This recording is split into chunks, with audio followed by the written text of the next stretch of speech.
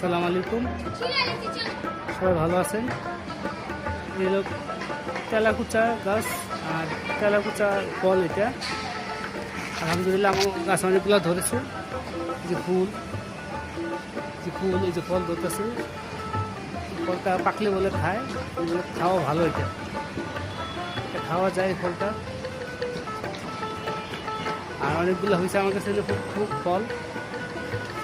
আমার সিম গাছের সাথী হয়েছে এই ফলটা। এই থোড়ায় ছোটো ছোটো ধরছে,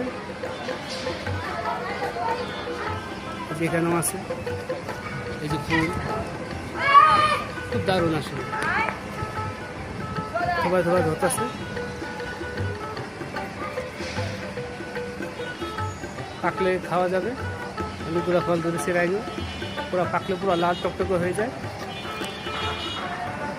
আর এই যেমন মেহেন্দি গাছ।